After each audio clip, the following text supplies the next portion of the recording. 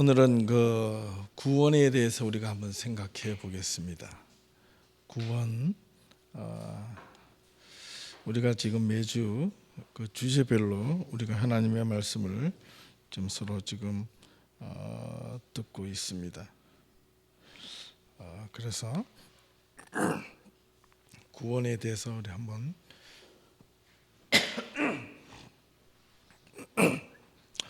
권사님 괜찮으세요? 아이고 피곤하실 텐데 아프실 텐데 감사합니다. 여러분들이 막 뭔가 모르게 힘들어하고 감기가 들고 이렇게 뭔가 이렇게 좀 잘못되면 괜히 제가 잘못한 것 같아요. 진짜 그런 마음이 참 많이 들어요. 여러분 아프지 마시고 또 하는 일마다 정말 하나님 뜻 가운데 잘 되시고 잘 이루어질 수 있기를 정말 바랍니다. 세상 그렇게 길지 않아요. 돌아보면 금방 지나가거든요. 근데 진짜 우리가 이 세상에서 꼭 붙잡고 살아야 될 분은 그것은 정말 하나님밖에 없는 것 같아요. 하나님을 바라보면 바라볼수록 그게 더 절실하게 와닿고 우리의 믿음이 하나님 앞에 의지하면 의지할수록 그 의지함이 내 힘이나 내 능력으로 되는 것이 아니로구나 이런 것을 많이 깨닫습니다. 이런 느낌이 들어요. 요즘 이 시대를 우리가 디지털 시대라 그러잖아요. 디지털이라는 것은 뭐 빠른 겁니다. 편리하고 빠른 시대라고 이야기를 하는데 편리하고 빠른 만큼 우리가 조금 불편한 것을 감수하지 않으려고 그러는 것 같아요. 그런데 우리가 함께 예배드리고 함께 기도하고 이거는요. 어떻게 이제 이 시대로 말하면 디지털이 아니라 아날로그거든요. 함께 모이고 아이 컨택을 하고 내가 바쁘더라도 그 하나님의 말씀이 우선이다. 여기가 귀한 장소다. 의미다. 생각하면 여기 모일 수가 있는 거거든요. 뭐 제가 못해서 그렇겠지만은 참 어떨 때 보면 마음이 참 많이 아쉽기도 하고 그렇습니다. 하나님의 은혜는 디지털로 오는 게 아니에요. 철저하게 아날로그로 내가 듣고 기도하고 깨닫고 그런 수만 가지 어떤 역경의 고난을 통해서 이루어지는 것이 이게 신앙이자 믿음입니다. 믿음은 금방 이렇게 깊어지고 얻어지지 않아요. 그런데 그 믿음을 잃어버리는 것은 한순간이거든요. 내 마음이 내 생각이 조금만 삐뚤어지면 그 믿음은 언제 쌓을 때는 힘든데 무너지기는 너무너무 쉬운 게 이것도 신앙이자 믿음입니다. 내가 바라봤던 가치관, 믿음 이것이 전부인 줄 알았는데 이것을 또 바꾸기도 참 힘들어요. 그래서 오늘 이 시대는 그 포스트 모던 시대 그 핵심이 뭐냐? 자기 중심적이에요. 자기가 생각해서 믿고 싶으면 믿고 믿기 싫으면 안 믿고 내가 원하는 거 믿고 내가 원하는 것 밖에 있는 것을 들으면 싫어하고 내가 원하는 걸 내가 하고 싶은 걸 누군가가 해줘야지만 인정받고 그게 오늘 이 시대의 모습이지 않을까. 교회 하나 똑같은 것 같아요. 어떤 한 교회가 지향하는 것을 같이 맞춰가려고 내가 가지고 하고 싶은 것을 조금 내려놓고 같이 맞춰가고 같이 하려고 하는 것보다 자꾸 내 것을 주장하고 또 교회도 보면 어느 사회나 또 교회나 보면 위계 질서가 있거든요. 그 질서가 무너지고 파괴가 되면 공동체는 그 한두 사람에 의해서 무너지고 파괴가 됩니다. 그걸 지켜야 됩니다. 저와 여러분들이 교회를 지킨다는 것은 그걸 지켜가는 겁니다. 잊어버리시면 안 됩니다. 오늘은 그 구원에 대해서 여러분 잘 아시죠? 교회에 대해서 구원이라 그러면 너무나 잘 아는 내용들입니다. 그러나 한 번 더 이 구원의 본질을 오늘 한번 정리하는 입장에서 제가 성경 구절 하나, 둘, 셋, 넷, 다섯, 여섯 개를 가지고 왔는데요. 어렵지는 않아요. 한번 또 같이 한번 읽고 오늘 말씀에 대해서 한번 생각해 보겠습니다. 구원에 대한 정의를 어떻게 하는 것이 우리 신앙에서 정말 올바르게 하나님 앞에 구원을 받을 것인가? 자기가 그동안 생각해왔던 신앙에 대한 구원, 믿음, 구원 한번 비교해 볼 수 있으면 참 좋겠습니다. 함께 읽겠습니다. 제가 먼저 읽고 빨간 건 여러분들 읽어주시고. 여호와는 나의 반석이시요 나의 요새시요 나를 위하여 건지는 자시요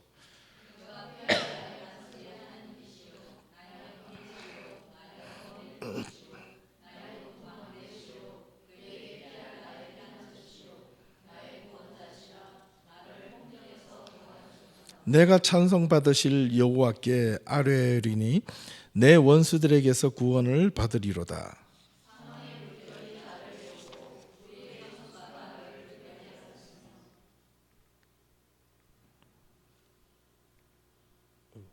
예. 수월의 줄이 나를 두르고 사망의 올무가 내게 이르렀도다.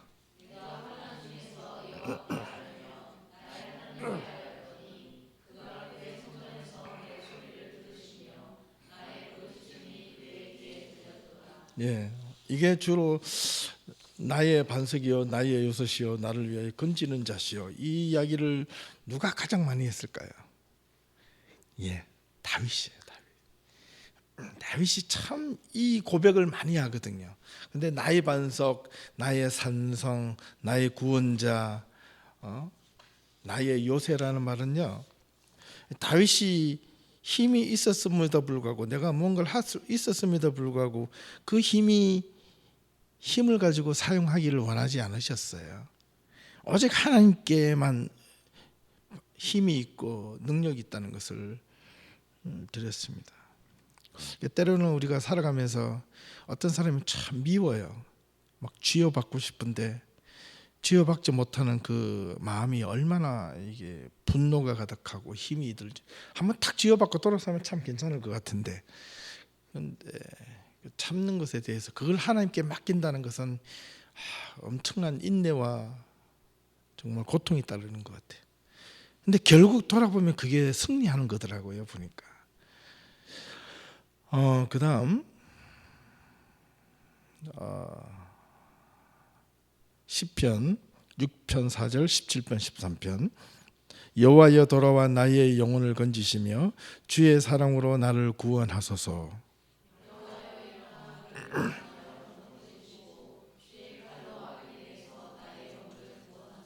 여기서 나의 영혼이라는 이 영혼이라는 단어는요 히브리어로 네페시라는 단어인데 꼭 영혼이라는 단어를 안 쓰는 것이 좋겠다라는 거죠.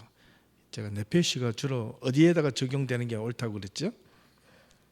영혼도 되지만은 라이프 생명, 나의 생명을 구원하옵소서 이렇게 하는 것이 훨씬 보세요. 여호와여 일어나 그를 대항하여 넘어뜨리시고 주의 칼로 악인에서부터 나의 생명을 구원하여 주시옵소서. 이게 훨씬 많이 와닿아요. 그렇게 보면 정확한 사진의 표현은 그게 훨씬 좋습니다. 자, 그 다음에 시편 25편에 관련되어 있는 내용인데요. 한번 읽겠습니다. 주의 진리로 나를 지도하시고 교훈하소서. 주는 내 구원의 하나님이시니 내가 종일 주를 기다리나이다.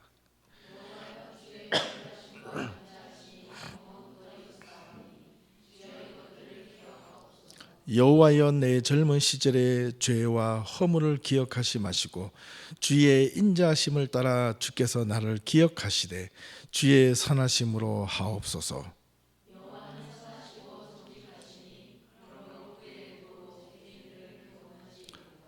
예. 온유한 자를 정의로 지도하시며 온유한 자에게 그의 도를 가르치시리로다.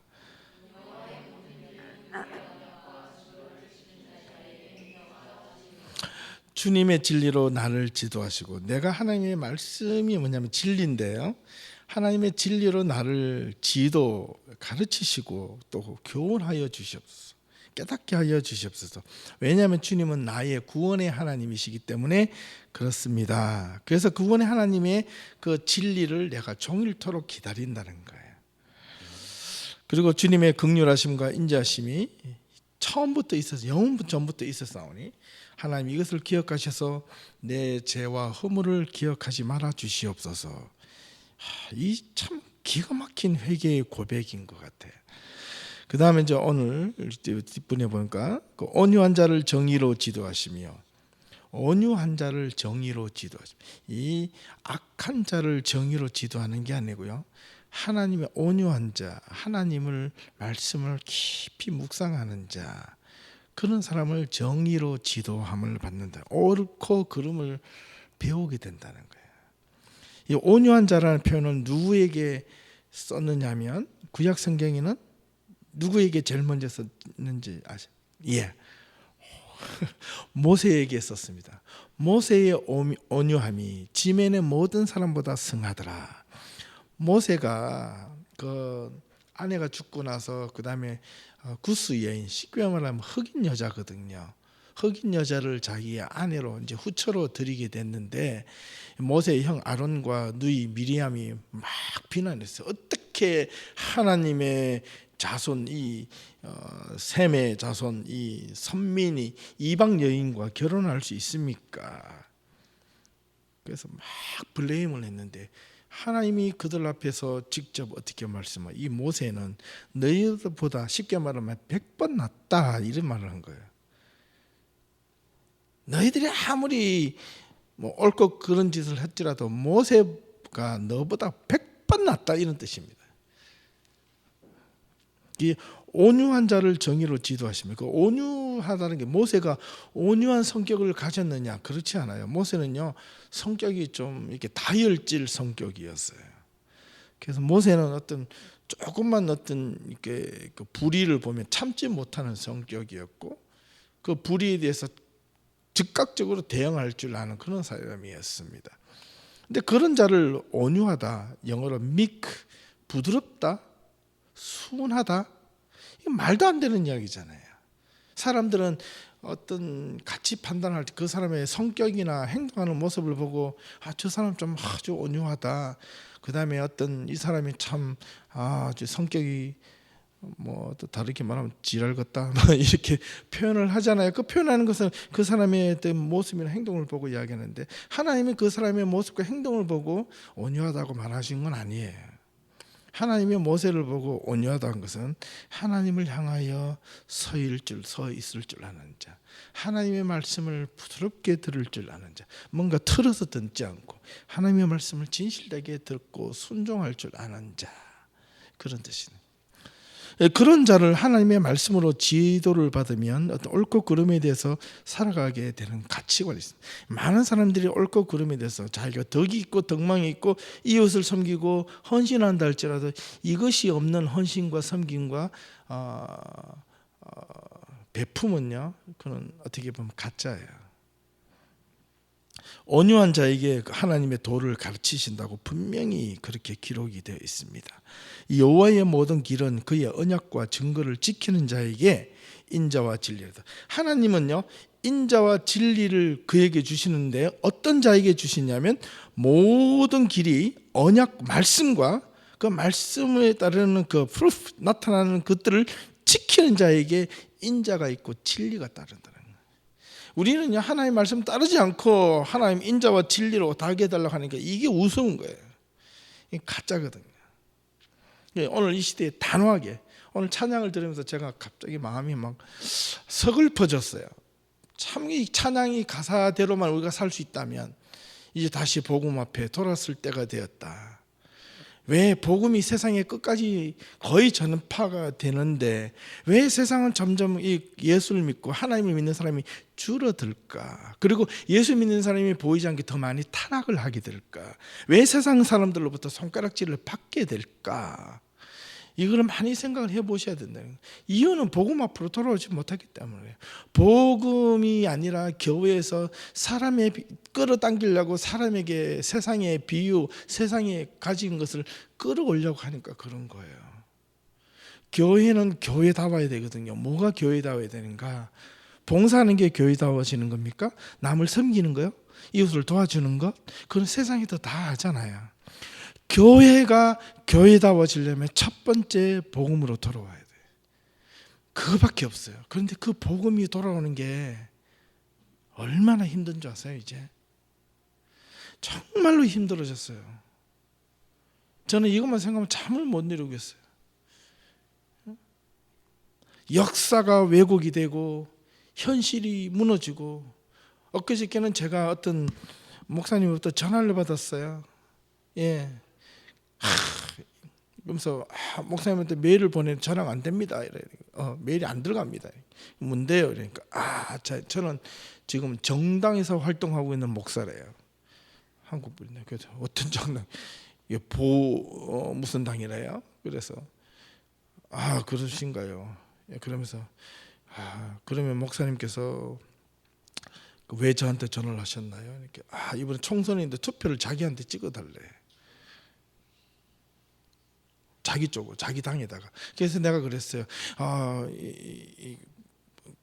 지금 무슨 당이 열심히 좀 정책을 잘해야지 이 이민자들, 이 에스닉 피플들, 소수민족들이 좀 여기에 의미 있게 편안하게 좀 잘 살 텐데 왜 이렇게 핍박을 하는지 모르겠다. 이렇게 하니까 자기가 반영시키겠대.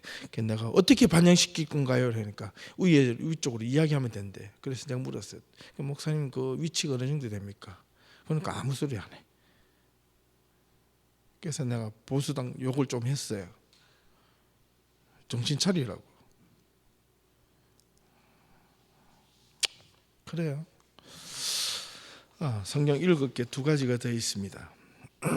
이제 말씀을 읽고 나서 이제 우리가 해야 되기 때문에 마가복음, 누가복음 위에 거 제가 읽을게요. 누구든지 자기 목숨을 구원하고자 하면 잃을 것이요 누구든지 나와 복음을 위하여 자기 목숨을 잃으면 구원하리라.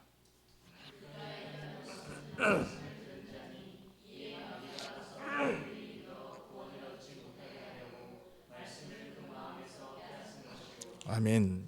이렇게 6구절을 가지고 그 다음 또 있네요. 하나 더 있습니다. 이건 아닙니다. 이건 지난주에 읽었던 건데. 자, 이 구원에 대한 이야기를 오늘 좀 어원적으로 다시 한번 더 생각해 볼 건데요. 구약 성경에 보면 이 구원이라는 이 단어가 크게 이 4가지 단어로 나오는데 같은 말입니다. 사실 첫 번째 나온 여호수아, 우리 여호수아 있죠. 이름이 그 여호수아입니다. 예호수아라는 이 단어인데 이게 똑같이 두 번째 단어 예호슈아라는 단어로 가고요. 이게 예샤 또는 예샤, 똑같은 구원자.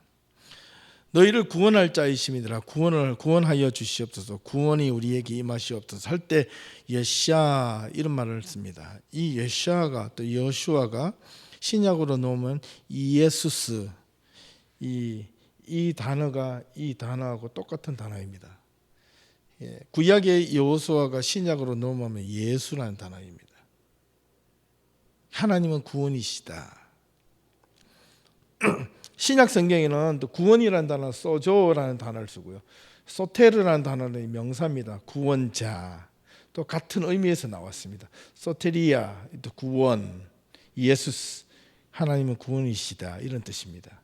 이렇게 성경에는 이 구원에 대한 이야기를 신약과 구약에 걸쳐서 동일한 의미로 번역이 되는데요. 라틴어 성경에서는 이 구원이라는 단어를 살바치오 이렇게 번역을 했는데 이 구원이 이 단어의 원래 살바치오라는 단어는 salvation이라는 그 단어 영어에서 넘어가는데 원래 의미는 heal, 치료하다, 회복하다 이런 뜻이 있습니다. 어떤 그 위험으로부터 제거를 받고 마음에 또한 위안을 제공하는 것이 살바치오라는 단어입니다. 바꿔 말하면 치료, 회복. 또 영어로 다시 번역을 하면 redemption 이런 단어입니다. Salvation is the redemption of Jesus Christ 이런 단어입니다. 구원이라는 것은 하나님으로의 예수 그리스도로부터의 나온 회복이다 이런 뜻이에요. 도와준다, 건져준다 또는 살린다는 의미를 가지고 있습니다. 여러분들이 구원을 받았다라고 했을 때는 내가 살았다 이런 말하면 거의 정확해요. 그래서 영어 성경으로 보면 salvation이라고 말로 쓰고 redemption을 만든 캠브리지 사전에 보면 이렇게 어떤 위험을 방해하는 것으로부터 어떤 무언가 위험을 방해하는 것, 위험을 제거하는 것, 그 다음에 어떤 잃어버리면 해함을 방해하는 그 어떤 것, 위험이 나한테 다가올 때 그걸 차단시켜 주는 것, 어떤 해함이 올 때 그것을 막아주는 것, 이런 뜻이 salvation이라는 단어 속에 있습니다. 그 다음에 in some religions, 어떤 종교에는, 이게 종교라고 하면 기독교, 크리스천이들을 포함한 어떤 다른 이렇게 신중심적 신앙관을 갖고 있는 특히 이제 기독교에서는 어떻게 하냐면 salvation is the state of complete belief, 완성된 믿음, 하나님 안에서 완성된 믿음에 관한 state다, 진술이다, 이런 거예요. 뭐냐면 어떤 악과 어떤 비도덕적인 행위에 관하여 하나님이 정죄하시고 징벌하시고 책망하는 것으로부터 믿는 자들에게, 그것으로부터 벗어나서 믿는 자들에게, 그 믿는 자들을 save, 구원하시는 그 믿음이 salvation이라 이렇게 표현을 하고, 이게 상당히 좋은 표현인 것 같아. 그래서 저 다른 걸로 이제 이걸 우리 한국말로 이제 코리안과 중국 한문으로 한번 비교를 해보면 구원이라는 단어는 이제 이렇게 표현될 수 있습니다. 구할 구자와 칠복자를 합쳐서 구할 구자고, 원이라는 단어는 구원 원자인데 손숫자에다가 당길 원자를 합쳐서 그래. 이 단어를 하나하나 따져보면 어떤 누구를 구하기 위해서 손으로 당겨서 끌어당겨낸다, 이런 뜻이에요. 구원이라는 것은 내가 이렇게 혼자 점핑해가지고 무슨 벗어나는 게, 늪 같은 데서 내가 혼자 빠져나오면 힘들잖아요. 내가 나오기 힘들어요. 그래서 내가 가지가 위에 있길래 가지를 붙잡고 내가 쭉 빠져나오는, 그게 아니고 아무것도 잡을 수가 없어요. 점점 나는 이게 늪에 빠져 들어가는 그 순간에 누군가가 나에게 쑥 뒤에서 잡아서 빼주는 겁니다. 이게 구원이래요. 그 표현이 구원이라는 단어입니다. 어떤 사람을 끌어당겨서 죽지 않고 살려준다라는 의미가 바로 이 구원이라는 말입니다. 그렇다면 왜 우리는 이 신앙 안에서 구원을 받아야 하는가? 왜 예수 그리스도를 믿어서 우리는 구원받아야 되고 구원받는 존재가 되어야 하는가? 이게 상당히 중요한 것이거든요. 그래서 구원이 의미하는 바가 뭔가? 성경에는요, 세 가지로 분류를 되고 있습니다. 분명하게 성경에는 어떤 예수 그리스도를 믿는 믿음만 구원이라고 정의하지 않습니다. 그게 본질적인 것인데요, 그 본질적인 것에 앞서서 두 가지가 전제가 되어야 된다는 거예요. 그 반드시 전제가 되지는 않지만은 그 두 가지도 있습니다. 그 첫 번째가 뭐냐면 육체적인 구원입니다. 육체적인 구원, 가난, 고통, 억압, 질병이나 육체적인 고통에서 자유함을 입었거나 경제적인 문제에서 해방시켜 주는 것도 구원이라는 표현을 씁니다. 이게 또 여러분들이 예수님이 가난한 자들에게 찾아오셔서 그들에게 병을 고쳐주셨잖아요. 그들이 예수님이 고쳐주시지 않으면 그들은 그 질병에서 결코 벗어날 수 없는 존재들이에요. 그들이 예수님의 도움 없이는 단 한순간도 이 세상에 살면서 그 고통과 절망 속에서 살아가야만 하는 존재들인데, 그런 존재들로부터 우리가 벗어나는 거예요. 하나님의 정말 구원은 첫 번째는 우리가 육체적 질병으로부터 육체적 구원이 필요합니다. 예수를 붙잡으면 이것도 있어요. 그런데 이것만 반드시 있는 건 아니에요. 두 번째에 필요한 것은 뭐냐면 정신적인 구원인데요, 그 정신적인 구원도 참 필요합니다. 오늘 21세기에 육체적인 구원보다 정신적 구원이 필요한 사람들이 너무 많아요. 정신적 구원이라는 것은 심리적인 압박, 어떤 경제적인 문제로 인하여 내 삶의 건강의 문제로 인하여 얻어지는 도리, 어떤 심리적인 어떤 두려움, 압박, 괴로움, 또는 이 마음의 병, 이 심리적 두려움으로부터 자유함을 받는 게 이것도 구원의 한 방법이라는 거예요. 그런데 이 두 가지를 가장 많이 잘 이용하는 게 누구냐면 이단들이 이 두 가지를 갖고 이용을 제일 잘합니다. 예. 여러분 주위를 보세요. 이단들은요, 기가 막히게 또 뭔가 이게 돈이 많아요. 그죠? 막 문선명 재단, 뭐 통일교 보세요. 막 기업들이 어마어마합니다. 그 어떻게 다 돈을 모았는지. 그 교인들 막 피눈물 나는 교인들 돈 다 끌어모았던 것 같아요. 그 다음에 정말 중요한 이 구원의 그 정의는 세 번째가 진짜 정의. 이 두 가지를 심지어 우리가 잘 못한다 할지라도 세 번째가 중요한데, 이 세 번째의 구원은 바로 뭐냐면 우리가 흔히 말하는 생명구원입니다. 생명구원. 영원 구원이라는 말보다 생명구원이라는 말을 쓰자 그랬죠. 생명구원이 맞는 말인데, 그리스도를 믿음으로 본질적으로 내가 죄와 죽음에서 영생으로 단절되어 버린 하나님과의 관계가 회복이 되는 것을 구원이라고 이야기하는 겁니다. 이게 신앙 안에서 구원이에요. 이 신앙 안에서 이 구원이 온전하게 회복이 되면 육체적 구원은 잘 이루어질지는 모르지만 따라오는 것은, 반드시 따라오는 것은 정신적 해방감을 느낍니다. 심리적 압박으로부터 자유함을 입어요. 예수 그리스도를 온전하게 믿으면 내가 죄와 죽음으로부터, 두려움으로부터, 마음의 병으로부터, 괴로움으로부터, 심리적인 다가오는 이 압박으로부터 이것을 벗어나게 하는 힘이 있어요. 이게 놀라운 힘입니다. 이건 예수 그리스도를 했던 생명 구원을 느끼지 본 사람 많이 느끼는 거예요. 이걸 못 느끼고 마음에 예수를 교회하다 뭔가 답답하다, 힘들다 그러면 여러분 그 하나님과의 관계부터 본질적으로 바꾸셔야 됩니다. 이걸 바꾸지 않으면 죽었다 깨나도 육체적인 그 구원은, 예를 들어서 요즘 의학이 발달되니까 이렇게 가서 해결받잖아요. 그런데 정신적인 이 심리적인 압박은 정신과 가서 치료를 받아도 안 되는 사람은 너무나 많아요.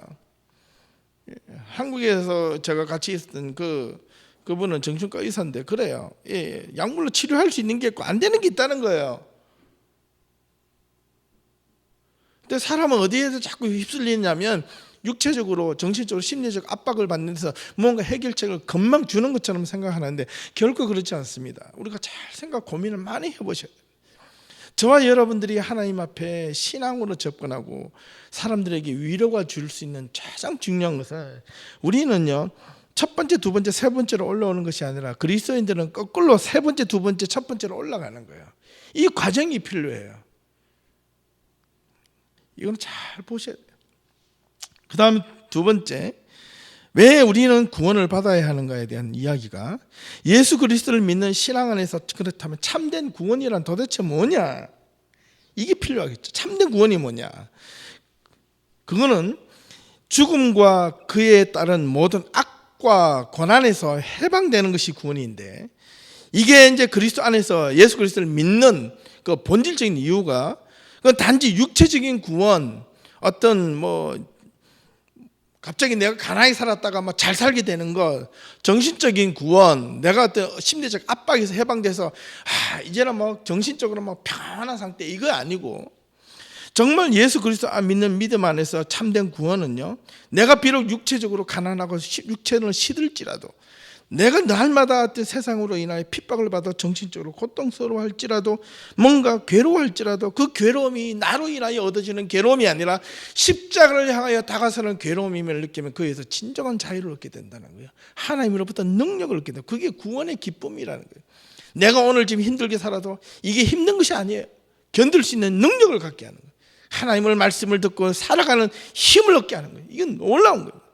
오늘 내가 이 자리에 있지만은, 내가 지금 이 자리에서 내가 잘 모르지만은, 그럼에도 불구하고 내가 이 구원의 만큼은, 이 십자가만큼은 놓치지 않겠다라고 결단하는 것 자체가 이 구원의 결단이거든요. 그 다음에 죽음이란 뭐냐면, 여기서 말하는 이 죽음이란 단어는요, 원래 의미는 그 death라는 이 죽음은 목숨이 끊어지다 말을 하잖아요. 이건 첫 번째 의미는 단절입니다. 단결, 관계의 끊어짐, 영원한 희망 없음. 사람들이, 세상 사람들은 죽으면 그만이지 죽으면 끝이지 그러나 우리 그리스도인들은 죽음이 끝이 아닙니다. 우리는 죽음이 끝이 아니라 죽음은 어떤 영원한 시작의 출발점이라는 거예요. 그런데 거기에 희망이 있는 겁니다. 이제 정말 우리 그리스도인들은 정말 부활의 신앙을 얼마나 갖고 있는지 모르겠어요. 오늘 현대 그리스도인들이 부활이라는 개념이 너무 있고 망각하며 살아가는 것 같아요. 내가 예수 그리스도의 죽음과 십자가의 죽으심과 다시 부활하신 그람의 영생에 대한 소망이 우리 교회 안에서 얼마나 많이 잘 없는 것 같아요. 내가 예수를 믿음으로 인하여 내가 영원한 생명에 들어가겠다, 영원한 구원에 하나님의 나라에 함께 동참하겠다는 그 사상, 그 생각, 의지, 결단, 이것들이 오늘 예수 믿는 데서 너무나 많이 퇴색되어 버리고 그런 알맹이들이 다 빠져버렸어요. 그래서 거기서 구원과 영생과 그 다음에 희망과, 구원은 뭐냐? 내가 지금 살고 있는 이 삶자리에서 뭔가 변화를 보여달라, 바꿔달라, 지금 이런 겁니다.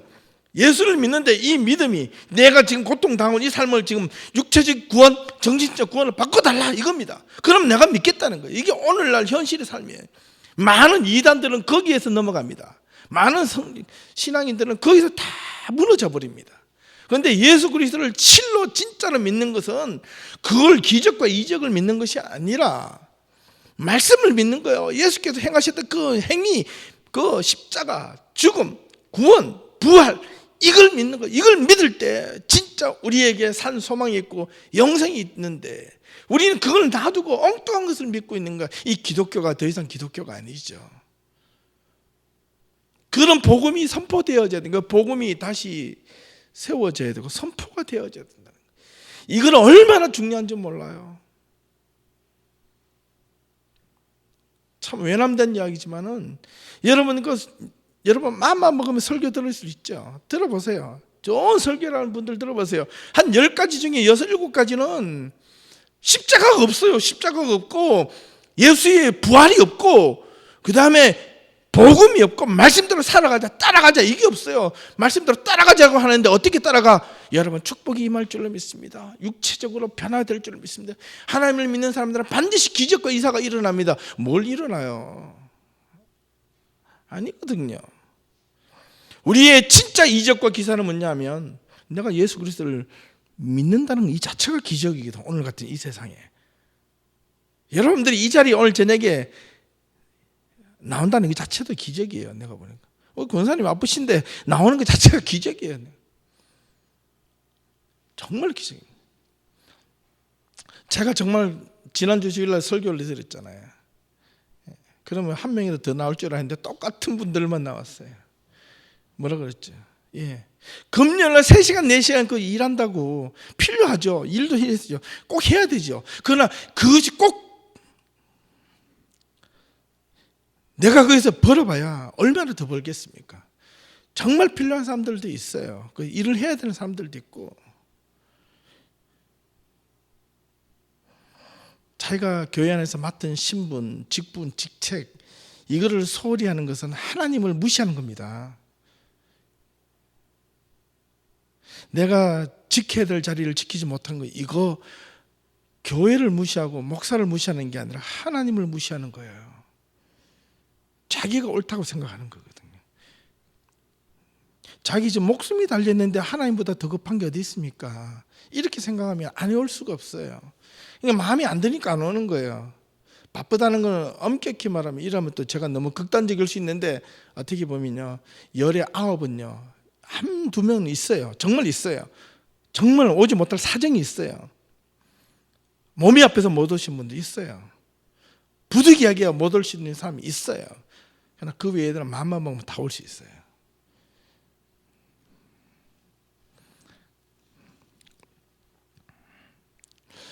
그렇다면 이 악이란 무엇인가? 악. 또 악은요, 여러분 생각하는 건 악이라는 것은 가장 조심해야 되는데, 이 악이란 이블이라는 이 단어의 그 밑바탕에는 뭐가 있냐면 휘브리스라는 말이 있습니다. 휘브리스가 뭔지 아시죠?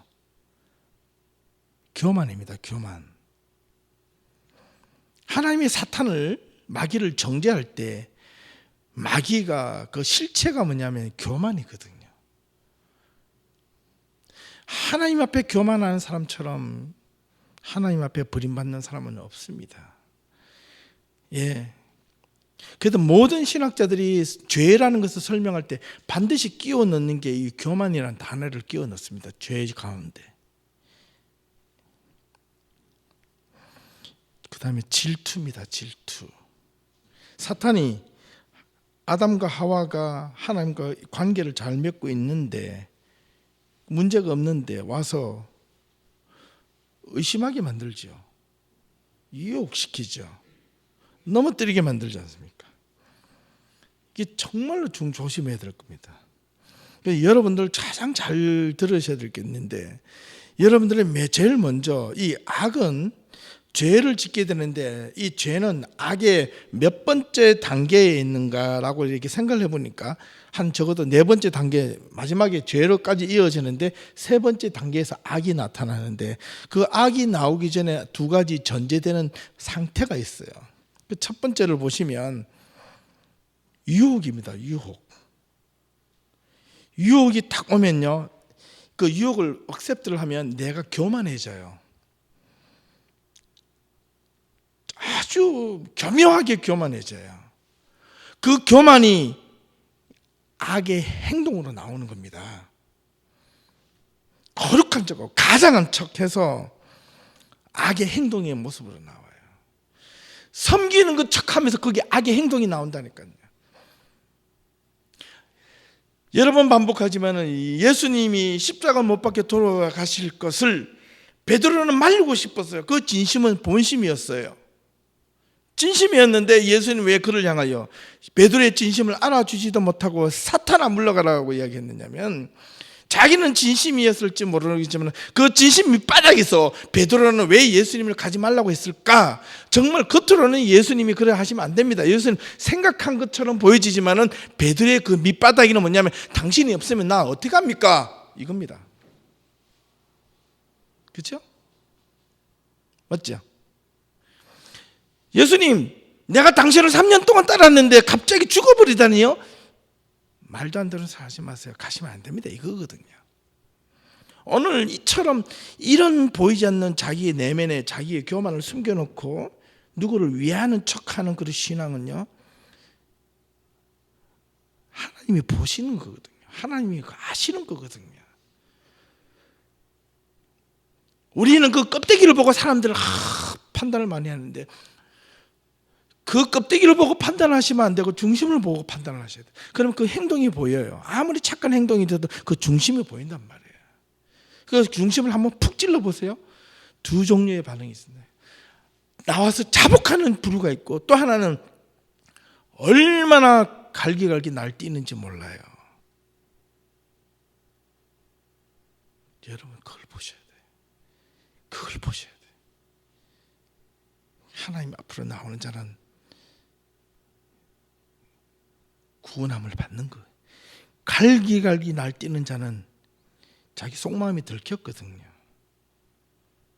그걸 더 감추고 싶거든요. 별의별 짓을 다 합니다.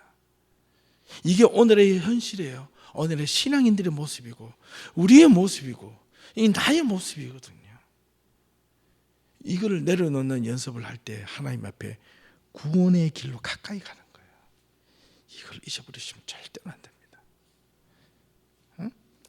그래서 악은요, 그 실체로서 본심이 드러나기도 하지만은 대부분 어떻게 되냐면 가장하게 요즘 오늘처럼요, 오늘 옛날에는요 이 뿔이 달리고 막 용처럼 이렇게 아주 막 나타나지만은, 그래 나는 악이다 왜 막 이렇게 나타나지만, 요즘에는 악은 절대로 그렇게 나타나지 않습니다.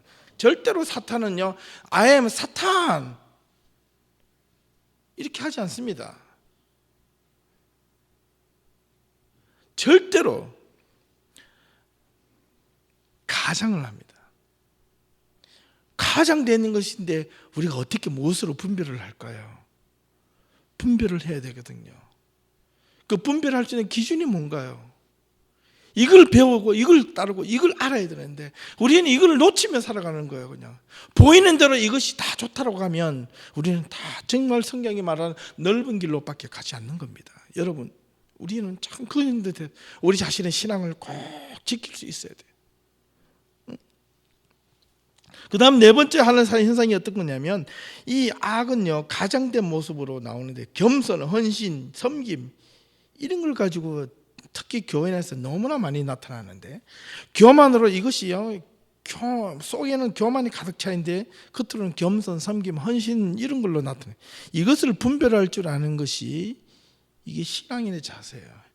이단들이 처음에 교회를 들어와 가지고 교회를 얼마나 열심을 섬기는 줄 알아요? 누구한테 인정받을 때까지, 다른 사람들한테 마음을 다 살 때까지는요 얼마나 열심히, 신천지 같은 경우가 대부분 첫 번째가 그래요. 새로 와가지고요, 새 신자가 와서요 막 주일 새벽기도 이걸 얼마나 열심히 참석하는지 몰라. 참석하게끔 훈련 다 시켰거든요. 열심히 참석해놓고 나서 사람들 마음을 다 사요. 막 1년, 2년이고 3년이고 이 사람 1년 지나는 거 집사 시켜야 되겠다. 그 다음에 안수 집사 시켜야 되겠다. 나중에 장로까지 올라갑니다. 그러고 나 그때부터 이제 권력을 딱 쥐는 순간 교회로부터 모든 사람들의 마음 환심을 사는 순간 뭐부터 시작하냐면 목사를 향해서 블레임부터 시작하는 거예요. 이게 선진전지의 가장 큰 특징이에요. 여러분들, 예, 목사를 향해서 블레임하는 순간, 그 블레임하는 소리를 잘 들으셔야 돼요. 무엇을 블레임하고 무엇을 비판한 것과 비판, 크리틱과 블레임은 구분 지을 수 있어야 돼요. 세상이 잘못 가고 있다, 회개하라, 이거는 비판이거든요. 우리 하나님 말씀으로 돌아가자, 이거는 비판이거든요. 블레임이 뭡니까? 왜 저 사람 저래?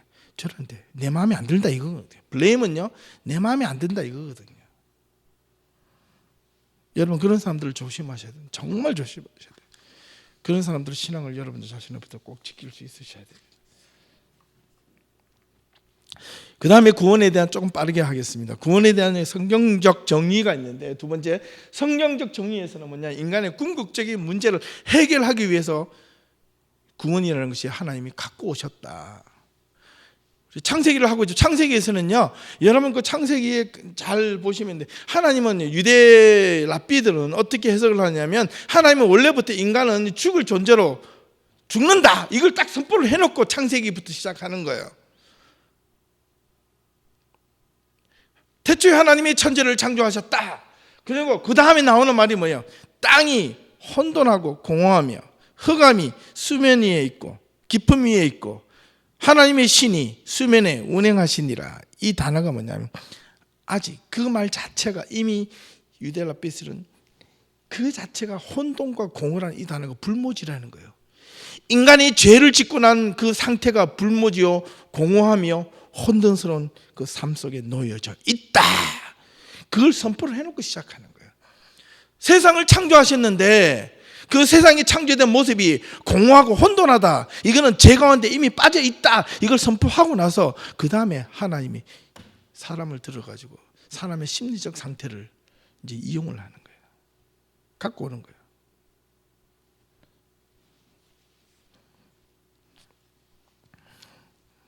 우리 어르신들하고 청년들 오고 싶으면 좀 오세요. 좀, 예, 오는 사람들도 있지만 시간을 내서 오세요. 이거 아깝습니다. 제가 보니까 너무 아까워요, 시간이. 우리 어른들은 회비를 내지만 청년들은, 대학생들은 회비 안 내고 오세요. 예, 제 돈으로 드리는 거예요. 여러분, 괜찮아요. 오세요. 제발 와서 말씀을 좀 제대로 들었으면 좋겠어요. 정말 진심이. 인간의 궁극적인 문제가 허물과 죄로 죽었던 우리를 살리셨도다. 이게 에베소서 2장 1절의 말씀이거든요. 바울이 에베소 교회에게 이미 딱 선포를 하고 있어요. 하나님께서, 예수 그리스도께서 허물과 죄로 이미 죽었던 너희를 살리셨다. 이 말은 뭐냐면, 아담과 하와의 타락 이후에 인간의 궁극적인 문제는 어떻게 하여야 구원받을 수 있는가에 대한 문제로 전락해버렸다는 거예요. 그래서 왜냐하면 이 인간은 아담과 하와의 범죄로 말미암아 죽음이라는 그 단어에 모두가 걸려있기 때문에 그렇다. 성경 그부터 딱 명제를 시켜놓고 시작하는 겁니다. 그래서 뭐 하나님께서 처음에는 뭐 죄가 있느냐 없느냐 이런 말이 아니에요. 성경에는 과학적 근거를 가지고 이야기한 것은 아닙니다. 그런데 자꾸 과학적 도구를 가지고 성경에 있는 내용들을 빗대려고 하니까 이 성경이 희한한 도구가 되는 거죠. 예. 왜냐하면 인간은 아담과 하와의 범죄로 말하면 죽음에 걸렸기 때문에, 그래서 이 성경은 인간을 뭐로 표현하냐면 이미 죽은 자, 살아있으나 죽은 자라고 규정을 하고 시작하는 겁니다. 그래서 이 죽음에 걸린 인간들은 세상에서 온갖 형태의 악과 고난과 고통과 이 괴로움에 짓눌려 살아가고 있다는 거예요. 이게 우리의 현실이잖아요. 맞잖아요. 이게 우리의 모습이잖아요. 이게 느끼시잖아요. 그런데 왜 우리들은 이 죽음이라는 것에 또 걸리게 되었는가? 죄를 지어서 그죠? 그래서 로마서 6장 23절에 있는 성경을 보니까 이렇게 했어요. 죄의 삭은 사망이었다라고 바울은 고백하고 있거든요. 그 말의 뜻은 죄로 인해서 죽음이 주어졌다는 것인데, 그렇다면 그 죄가 뭔가를 알아야 되겠죠. 죄는요, 그 첫 번째가 뭐냐면 물리적인 죄가 있는데, 물리적인 죄, 외형적인 죄로 표현합니다. 이거는요, 남을 증오하고 악한 생각을 도모하고 생각으로 짓고 남에게 욕하고 거짓말하고 죄를 지키는 말과 행동, 남을 때리거나 상해하거나 남의 것을 빼앗는 것, 이게 물리적인 죄입니다. 이것도 분명히 죄이지만은 이런 것들은요, 죄의 형상이지 죄의 본질이 아닙니다. 기억하셔야 돼요. 그건 본질로부터 나오는 하나의 표출되어지는 외형적인 현상이지 본질이 아니라는 거예요. 그렇다면 이 본질적인 죄는 뭐냐? 물리적인 죄가 있다면 진짜 본질적인 죄는 어떤 것이냐? 이게 필요한데, 성경이 말하고 있는 본질적인 죄는 이게 하나님께 대한 옳지 않는 태도, 하나님께서 하나님 앞에 옳지 않게 대하는 마음가짐, 하나님을 잘못 알고 잘못 믿고 있는 상태, 그리고 하나님과 관계의 왜곡이나 변질, 이거 무슨 뜻이냐면 하나님이 중심적으로 살아야 되는데 우리가 인간이기 때문에 나 중심적으로 자꾸 살려고, 나 중심적으로 성경을 해석하고, 나 중심적으로 자꾸 내 마음대로 자꾸 성경 읽고 기도하고, 내가 기도하다가 눈물 나는 것도 내가 감정적으로 카타르시스가 되면 은혜 받은 것처럼 착각하고, 내가 말씀 듣다가 냉랭하면 오늘 은혜도 없네, 이 전부 다 자기 중심적이거든요. 하나님 말씀에 포커스를 맞추기 시작하면 그 어떤 것도 그 하나님 말씀이 진짜 온전한 것이라면 하나님의 말씀이 나를 움직이고 나를 깨닫게 하시는 힘이 있다는 거예요. 이게 참 놀라운 거거든요. 그 다음에 또 하나가 뭐냐면 이 아담과 하와가 저질렀던 이 본질적인 죄는 도대체 뭔가? 이 아담과 하와의 우리 모두가 이제 후손이고, 아담과 하와의 이래에 우리가 모든 사람들이 누리고 있는 그 죄는 뭔가? 그래가지고 우리는 흔히 말해서 원죄란 말을 쓰는데, 성경에는 원죄란 말이 없습니다. 로마서에 보면 아담 한 사람으로 말미암아 모든 사람에게 죄가 유전됐다 이렇게 해서 그걸 원죄라고 그러는데, 오리지널 신이라는 이 말은 원래는 어거스틴이 AD 350년 이후에 했던 말이지 그 이전에 원죄란 말이 없었습니다. 첫 번째는 뭐냐면 아담과 하와의 그 죄의 그 본질적인 죄의 의미는 모든 인류에게 속하는 말인데, 이게 뭐냐, 관계, 신뢰가 깨어지는 거예요. 신뢰가, 관계가 깨어질 때는 그 의미는 반드시 자기 중심적 사고에서 입장이 있으면 서로 막 대립이 되면요, 반드시 관계가 깨어집니다. 그래서 뭐가 나타나면 이 불신이 생겨요. 두 번째는 뭐냐 하면 아담과 하와가 죄를 저질렀던 두 번째 핵심은 두려움입니다. 두려움. 뱀이 유혹을 딱 할 때 하나님이 의심하게 만드는 것은 이미 그 마음속에 두려움이 있는데 그 두려움에 대해서 신뢰를 갖지 못하고 있습니다. 모든 사람은 이 두려움에서부터 유혹이 반드시 오거든요. 두려움을 극복하기 위한 수단으로. 세 번째는 뭐냐면 이 교만인데요. 이 교만은요, 사람의 본분을 상실하게 만드는 이 악한 어떤 힘이 있습니다. 나는 안 그러려고 했는데 이 교만이 탁 들어오면요, 나도 모르게 교만해져요. 아주, 그런데 겸손을 가장한 교만이 더 무섭잖아요. 섬김을 통한 교만이 더 무섭잖아요. 헌신을 통한 이 가장된 교만은요, 이게 사람을 짓눌리거든요. 그 사람 앞에 오면 감당할 수가 없어요. 그런데 그 사람 앞에 열심히 섬기는데도 그 사람을 딱 보면 힘들어요. 뭔가 답답해요. 하나님의 은혜를 받고 진심으로 섬기면 기쁨이 있어야 되는데 그 사람은 섬기면서도 기쁨이 없어요. 왜? 그 안에 가장된 교만이 들어있기 때문에 그래요. 자꾸 자기를 알아주기를 바라는 거예요. 인정해 주기를 바라는 거예요. 그런데 아무도 인정해 주지 않아. 그러면 그럴수록 뭐냐면 이 교만이 분출을 하거든요. 그 다음에 또 하나가 뭐냐면 하나님 없이도 살 수 있고 하나님처럼 될 수 있다는 이 망상에서 자기를 죄 가운데로 빠지게 만들어요. 아담과 하와가 그렇게 됐거든요.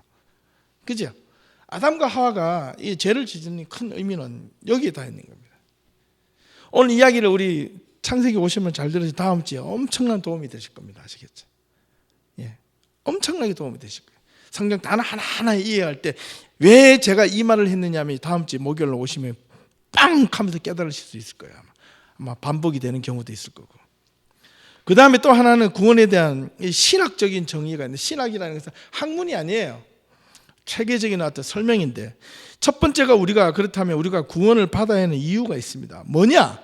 좀 빠르게 하면 돼지로부터 우리가 나무가 있잖아요. 하나님 앞에 죄 가운데 빠졌다, 이 말은 뭐냐니까, 나무를 비유하면 나무가 땅 속에 심겨져 있고 잘 영양분을 받아야 되는데 갑자기 훅 뽑혔어요. 바람에 실려가지고 태풍으로 훅 나무가 뽑혔어요. 그렇다고 나무가 금방 죽나요? 안 죽죠. 나무가 언제 죽어요? 자기가 품에 안고 있는 영양분이 다 소멸되고 말라지고 난 뒤에 죽는 겁니다. 그때 가지고 고사라고 그래요.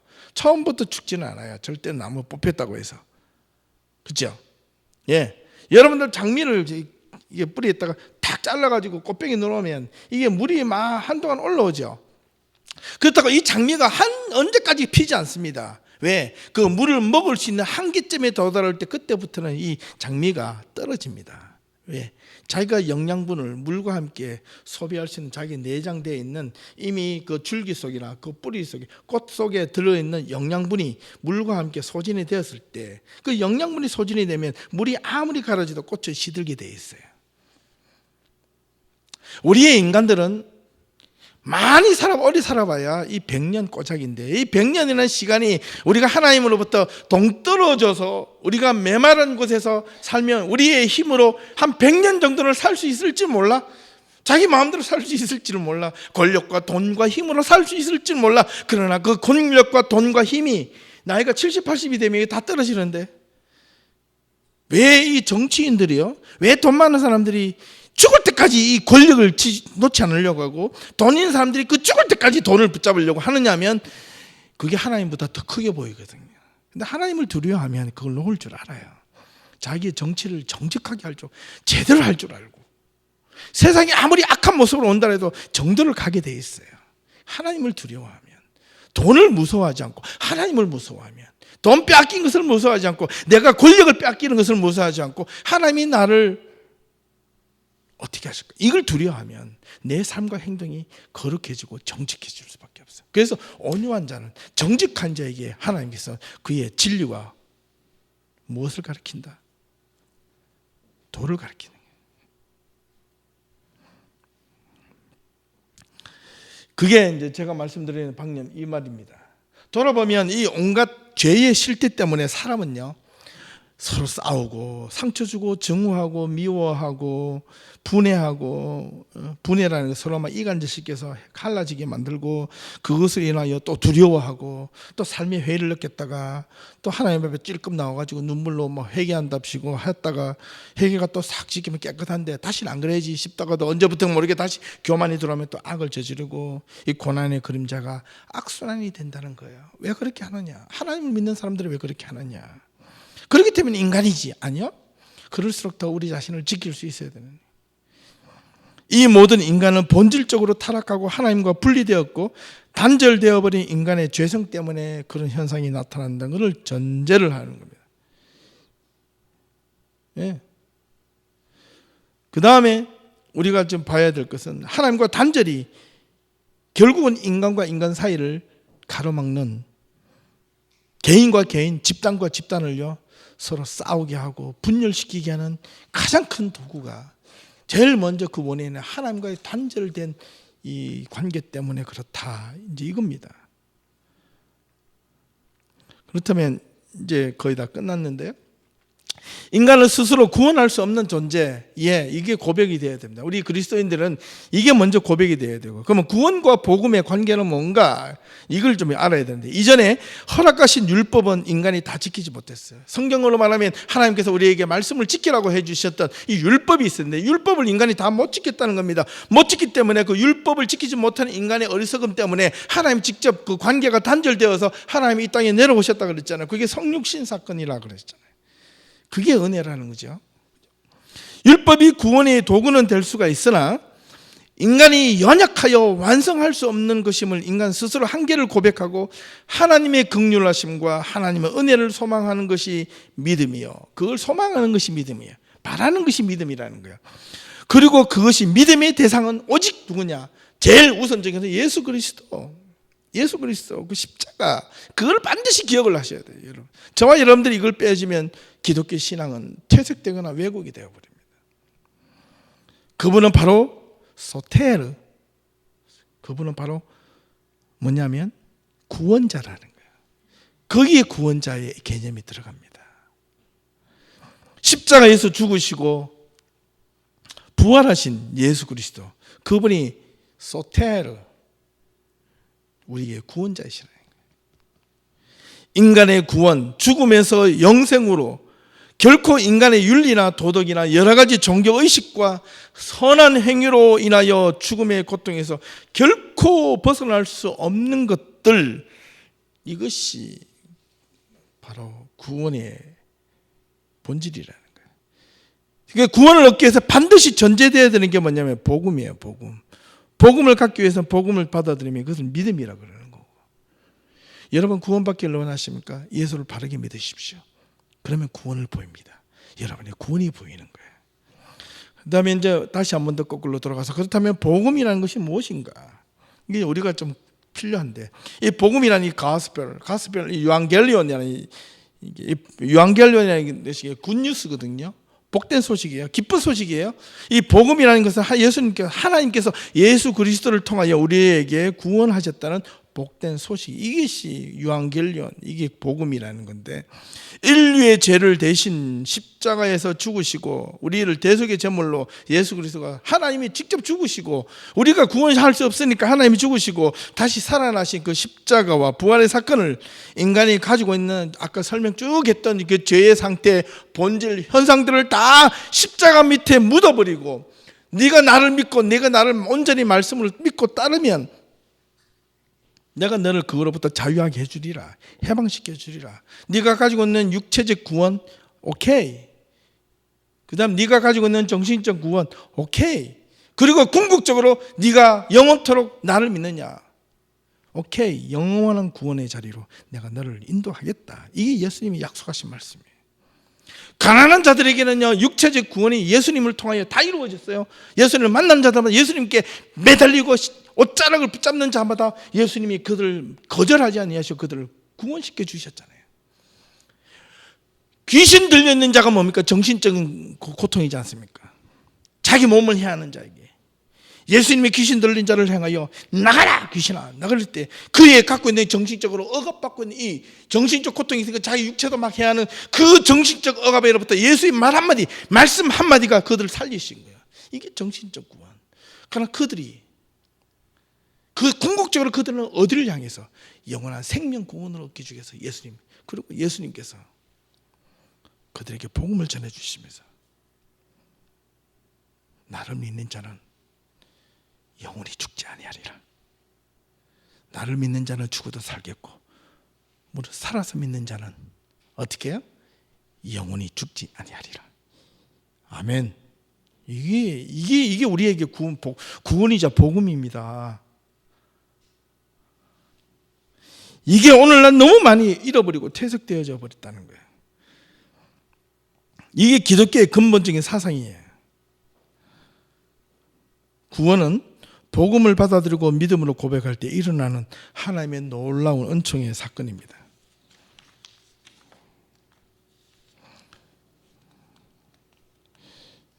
보니까 조금 더 남았네. 이제 거의 다 했어요. 이제 읽으면 될 것 같아요. 구원과 복음의 관계 여섯 번째는, 구원이 먼저가 아니라, 여러분은 구원받는데 구원이 먼저가 아닙니다. 잘 들으셔야 돼요. 여러분들 구원이 먼저가 아니라 복음이 먼저입니다. 아시겠어요? 구원받기를 원하십니까? 복음을 먼저 믿음으로 받아들이라, 이겁니다. 이게 기독교의 진리입니다. 이게. 복음이 믿음을 동반하지 않으면 복음의 힘은 상실되고, 그 복음을 받아들이지 않으면 결코 구원이 있을 수가 없습니다. 이게 기독교의 순서입니다. 어떤 믿음이 중요합니다. 어떤 믿음인가 중요합니다. 맹목적인 믿음은요, 여러분 도리어 불행한 결과를 초래할 수 있습니다. 이단들 보세요. 불행한 결과를 초래합니다. 잘못된 믿음, 잘못된 어떤 신앙, 오히려 안 믿는 것보다 더 큰 불행을 초래할 경우가 많아요. 왜? 자기뿐만 아니라 다른 사람까지 죽음의 길로 끌어넣는 거거든요. 그래서 복음은 뭐냐? 온전히 믿는 믿음 가운데서 받아들이면 사람이 악에서 선한 사람으로 하나님의 은혜로 반드시 바뀌게 되어 있습니다. 하나님을 믿는 사람들은 하나님의 복음을 온전하게 받아들이면 그 복음이 나를 끌고 가기 때문에 내가 바뀔 수밖에 없어요. 내가 바뀌어집니다. 어떻게? 어떤 사람은 서서히 바뀌고 어떤 사람은 내 안에 갈등을 통해서 바뀌고 그 시차가 편차가 있지만은 반드시 바뀌게 되어 있어요. 반드시 바뀌게 되어 있어요. 바뀌지 않는 사람은 문제가 있는 겁니다. 뭔가 장치가 고장이 났거나 뭔가 문제가 있어요. 반드시 바뀌어요. 여러분들 말씀을 쭉 꾸준하게 들었던 사람들, 쉽게 말하면 어떻게 보면 저와 여러분들이 한 5년 동안 같이 살았던 사람들, 신앙생활 같이 했던 분들, 여러분들도 저의 목회와 제가 갖고 있는 하나님의 말씀을 된 비전을 따라서 여러분이 바뀌셔야 돼요. 바뀐 사람이 정상이에요. 안 바뀌었다면 저와 커뮤니케이션 안 된다는 거예요. 안 됐다는 증거입니다. 제가 여기 오신 분들은 대부분 다 바뀌셨어요. 그러니까 뭔가 바뀌셨어요. 저는 그걸 감사하는 겁니다. 정말로 감사하는 거예요. 여러분들한테 감사하고 무엇보다도 하나님께 감사해요. 왜냐하면 제가 여기 있게 하는 이유를 여러분을 통해서 발견이 되는 거거든요. 그런데 여러분들 한 명도 5년 동안 외쳤는데 안 바뀌었다. 그럼 제가 여기 있을 이유가 없잖아요. 그렇죠? 그럼요. 여기에 들어오는 새로운 사람 한 분 한 분들이 와가지고 제가 얼마 동안 외쳐야지 그 사람이 바뀔 수 있을까요? 아무도 몰라요. 아무도 몰라요. 나는 금방 바꾸고 싶죠. 아무도 몰라요. 그러나 우리가 실망을 해서는 안 됩니다. 하나님의 사람들은 한 영혼을 귀하게 여기면 그 사람이 바뀌어질 때까지 부의잡고 기도하고 또 기도해 주는 것이 이게 복음이에요. 이게 믿는 사람들의 삶의 모습이어야 된다는 거예요. 그래서 우리 먼저 바뀌어진 사람들은요, 먼저 아는 사람들은요, 그만큼 십자가가 있어요. 그만큼 져야 될 무게감이 있어요. 그만큼 내가 감당해야 될 고통이 있어요. 그는요, 영광의 고통, 영광이 십자가입니다. 여러분, 이게 기쁨이 십자가예요. 이거는 하나님이 형용할 수 없을 정도로 이게 어느 순간 하나님께서 나에게 이것이 하나님의 선물이라는 것을 느끼게 해주실 겁니다. 내가 편안한 곳으로만 가서 내가 전도할 때마다 다 일어나는 것이 아니라 내가 한 영혼을 가지고 붙잡아도 안 바뀔 때, 그를 향해 눈물로 기도할 때, 그 사람이 언제부터 모르게 조금씩 바뀌어질 때, 그때 아무런 대가 없이 나가 하나님 앞에 감사를 느끼게 되는 거예요.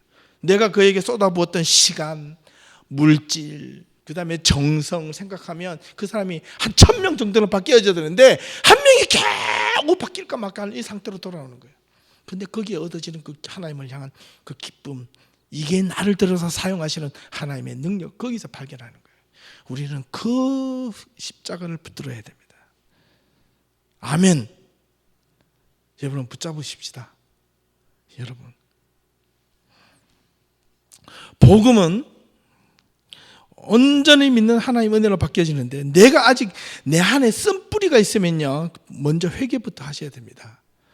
아시겠어요? 쓴뿌리라는 건 여러 가지인데, 내가 온전히 믿음을 갖지 못하는 자이기 때문에 그 쓴뿌리가 있어요. 하나님을 복음을 온전하게 받아들이면 내 안에 쓴뿌리가 내가 뭔지 발견이 돼요. 내가 모르는 깊은 곳에 숨겨져 있는 나의 어리석음들이, 잘못된 것들이 하나님의 복음으로 쭉 비추음을 당할 때 부끄러움을 느끼는 거예요. 그러면 행동이 바뀌어지죠. 그 다음에 구원받은 존재는, 구원받은 존재임을 경험하는 자는 정말로 겸손한 자입니다. 그거는 보면 보여요. 마음이 통하는 사람들을 보면 보여요. 정말로 보여요. 자신이 낮아질 줄 아는 자이고 섬길 자리가 어디인지 알고, 그것이 양심이 회복된 자라고 표현을 해요. 믿음이 회복된 자고요, 삶이 달라진 자입니다. 그런 사람들이 정직한 자, 겉과 속이 다르지 않는 자예요. 이게 우리의 모습이어야 됩니다. 세상이 힘으로 사는 것이 아니라 우리 그리스도인들은 하나님의 말씀으로 살아야 합니다. 아멘. 여러분, 다시 한번, 우리는 세상의 힘으로 사는 것이 아니라 하나님의 말씀의 힘으로 살아가십시다. 자신 없어요. 합시다. 할 수 있어요. 여러분. 그러니까 제가 또 여기 있잖아요. 힘들지만 같이 하십시다. 말씀의 힘으로 우리 예담교회를 함께 세워가십시다. 정말로 세워가십시다. 우리가 함께 세워가십시다. 세상이 어떻게 두 쪽이 난다 할지라도 우리 교회만큼은 하나님의 말씀으로 이 교회를 같이 세워가십시다. 구원받음을 확신하고 믿음 가운데 사는 자는 어떤 이적이나 기적을 먼저 바라는 것이 아니라 오직 예수 그리스도의 말씀을 가지고 말씀을 따라 살아가겠다는 고백이 있는 자리입니다. 세상이 가는 길로 가지 않는 진실된 자, 그가 바로 좁은 길로 가는 자이고, 그것이 바로 구원이라는 단어가 바로 redemption, 회복입니다. 회복. 오직 하나님의 말씀으로 회복받을 수 있기를 주님의 이름으로 축원합니다. 나의 그릇된 생각으로부터 이기심, 질투, 교만, 나의 그릇된 행동으로부터 폭력, 언어도 폭력이 있습니다. 물리적 행동의 폭력만 있는 게 아니라 억압, 무시, 비판, 그리고 세 번째 나의 모든 세상적인 삶으로부터 하나님을 절대로 하나님보다 앞서지 말 것. 이거 한번 해보자고요. 할 수 있습니다. 하나님 말씀만이 온전히 복음이며 그 복음만이 우리의 구원의 도구임을 기억하셔야 할 겁니다. 진짜 마지막이네요. 내가 구원받은 존재임을 깨닫고 복음에 확신이 있으면 이제 어떻게 되는가가 이제 마지막인데요. 첫 번째는요, 분명합니다. 이거는 여지에 없어요. 내 삶이 달라지게 돼요. 무조건 달라지게 되어 있어요. 100% 달라지게 돼요. 한꺼번에 확 달라지는 게 아니에요. 여러분들 복음 받았다 금방 확 달라지면 조금 있으면 다시 원점으로 돌아오기 쉽습니다. 어떻게 보면 서서히 달라지는 게 진짜 달라지는 거예요. 은혜 금방 받았다고 교회 한두 달 열심히 봉사하다가 그 에너지가 확 떨어지면요, 금방 낮아빠져요. 그러지 마세요. 내가 은혜 받았다고 너무 갑자기 하려고 하지 말고, 내가 어느 떨어졌다고 멀리 도망갈 생각하지 마세요. 하나님이 있는 그 자리에서 끝까지 하나님을 바라보기를 원하십니다. 그게 섬김이에요. 꾸준한 섬김이 필요합니다. 삶이 달라졌다는 것은 먼저 내 생각이 바뀌어졌다는 말이거든요. 그죠? 생각이 바뀌어지면 삶이 반드시 달라져요. 이 마음의 결단, 생각이 바뀌어지면요, 행동이 반드시 바뀝니다. 그러면 생각이 달라졌다는 것은 무슨 뜻이냐면 내 가치가 바뀌어졌다는 거예요. 이전에 생각했던 것이 가치가 이쪽으로 옮겨졌다는 거거든요. 그 다음에 생각이 가치가 바뀌어지면 어떻게 바뀌면 내 행동과 삶이 이제 다시 삶이 달라진 것, 돌아가 사이클처럼 이렇게 돌아가는 거예요. 내 행동이 다시 바뀌어지면 내 삶은 언제나 이제 그리스도 안에서 삶이 바뀌어지면 영원한 소망을 항상 꿈꾸게 돼 있어요. 이게 복음이잖아요. 그죠? 그러므로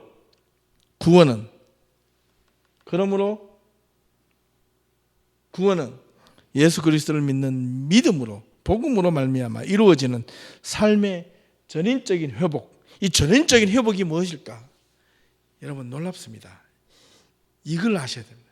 전인적인 회복은요, 세 가지인데요. 과거, 현재, 미래의 회복입니다. 이해가 되셨나요? 과거의 회복이 구원일까요? 여러분 삶이 내가 과거의 삶으로부터 발목 잡혀 있는 삶이 얼마나 많은지 몰라요. 예수 그리스도를 온전하게 믿으면 과거의 나의 일그러진 삶으로부터 자유함을 입습니다. 그리고 내가 오늘 현재의 삶에 대해서 불만이 없어요. 감사함으로 나아가는 거예요. 그리고 미래에 대한 희망을 갖는 겁니다. 이게 구원이에요. 기도합시다.